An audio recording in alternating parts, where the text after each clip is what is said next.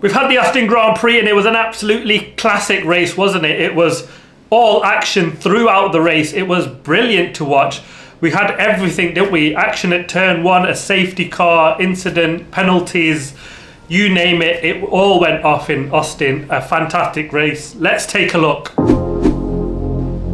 And it was all at the start, wasn't it? Lando Norris with a mistake, I'd say, had a really good start. Could have cut across Max Verstappen and held his lead, but strangely enough, I mean, again, I think it was a big mistake this from Lando Norris to kind of leave the inside line a little bit open for Max Verstappen. You know he loves that. He's done it so many times to Norris before. I'm so surprised that everybody seems to do that for Max Verstappen. You just hug the inside white line, let Verstappen go out wide, and you can kind of run him off track effectively. That's what Max Verstappen does, and you're penalty free most of the time.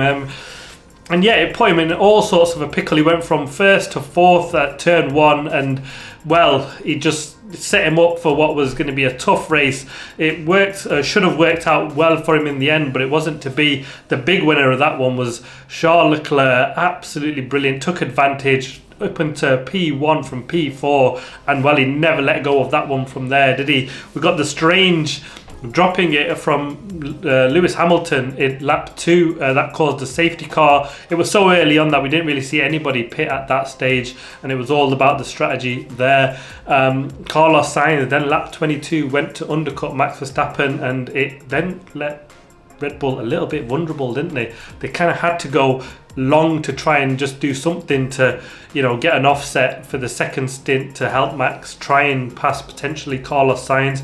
The two McLarens though then came alive at the end of the stint, didn't they? They were notoriously good at keeping hold of the tyres, and they did brilliantly well at the end of that first stint. Got themselves, I mean, Norris, 1.9 seconds behind Max Verstappen at the end of that first stint, which was, well, incredible considering they stood absolutely nowhere at the early parts of the race.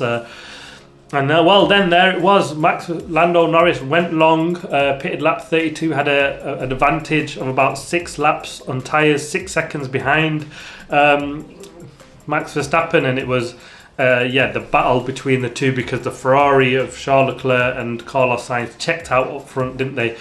Brilliant from the pair of them. Lando Norris with that pass off track on Max Verstappen. When you look at both cars going off track, I do think there's got to be some leniency here in terms of, I wasn't sure it was a penalty, 5-second penalty, because we got some really strange consistencies here, didn't we? Max Verstappen ran Lando Norris out wide at turn one, nothing doing. We got the strangest of strange penalties with George Russell making a really clean pass on the inside of whoever it was, and got a 5-second penalty. It was Bottas, I think, at the time. It was such a strange penalty. It was a clean pass. Bottas ran a little bit wide, but George Russell under control, much like what we've seen in the sprint before that. With that penalty, I think it was Piastri, which is again really strange, really clean overtaking. Russell gets a penalty. And then, we just got a penalty for Lando Norris in the end. Both cars went off track. None of them stayed on.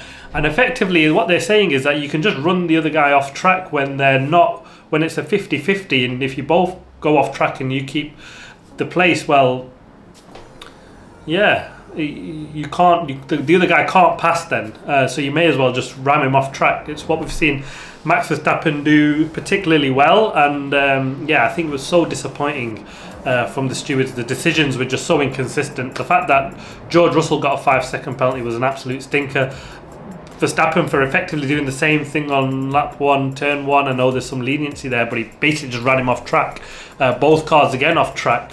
No penalties there, and yet we've seen a penalty for Lando Norris for that at the end, which, well, cost him. He passed Max Verstappen up into P3. He was a bit disappointed with the teams out, saying maybe you should just told me to keep that, give him the place back. There was still 3-4 laps to go, so a potential for a clean move to be done on Max Verstappen then.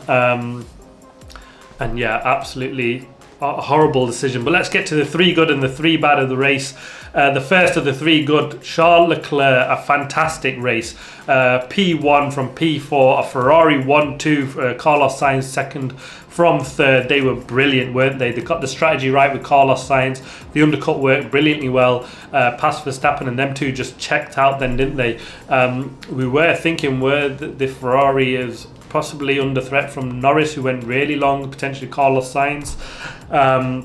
It didn't materialise. Them two were just trading fastest laps for a part. Carlos Sainz closed Charles Leclerc to 1.2. We thought, will we see a battle for the front? It was down to about 4.5 seconds, but it wasn't to be. Charles Leclerc was absolutely magnificent. The two Ferraris were brilliant, and they've thrown themselves right into the Constructors' Championship battle, haven't they? Well, it's now a 3-horse race for that Constructors' title. We look like, for all the world, it was McLaren's to hold.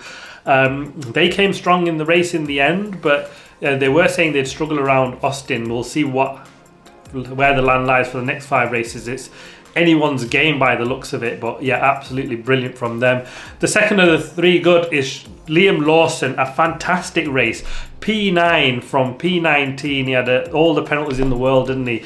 Picked up some points on debut, beats Yuki Tsunoda, and these are the kind of results that will get him that second race Red Bull seat, won't they? And well, it will go to the 3 bad in a minute, but yeah, absolutely brilliant job from him to beat his teammate. He was ahead of him after the first stops, went really long on the stint, just managed it really well on the hards, and then on the mediums he was flying at the end. Comfortably beats Yuki. He was like a bit surprised at how Lawson did that. And the third of the 3 good, I'm going for George Russell, a P6 from P20, which was a pit lane start. Absolutely incredible. He beat Sergio Perez. It just says it all, doesn't it, for Perez? It's probably more poor about Perez than it does about Russell. Russell was brilliant. Hats off to him. Was absolutely on a charge right at the end and got the crucial pass on Perez. Lap 56 right at the end to pick up a P6. Damage limitation. A strange weekend for Mercedes overall. Probably the best he could have done from where he started. The big incident in qualifying really cost him, didn't he? Because he had to start from the pit lane. And I'm going to give a shout out to Franco Colapinto because he deserves it. A P10 from P15, a fantastic point for the Williams team. Much needed and well deserved for him. And boy, this kid is putting his name on the map, isn't he?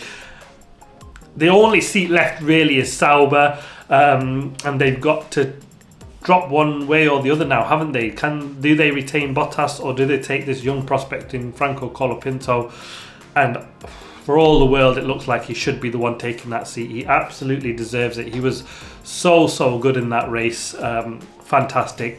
And the 3 bad, and well, no surprise, Sergio Perez is getting my top pick for this one. Started P9, finished P7 in the S. He couldn't pass Yuki Tsunoda for much of the race. He was in the much slower Racing Bulls, and then got stuck behind Franco Colapinto for a significant period of the race, and then beaten by George Russell, who started from the pit lane. I mean, it just couldn't have got any worse from him. Yes, the Red Bull wasn't great in the race, but look where Max Verstappen is fighting, and this guy's just getting beat from a guy that started in the pit lane. He might as well started in Singapore. George Russell, he still would have beat Sergio Perez. It was so bad from him. His next home race next. It's the only sort of hope that he can get some home crowd hope behind him.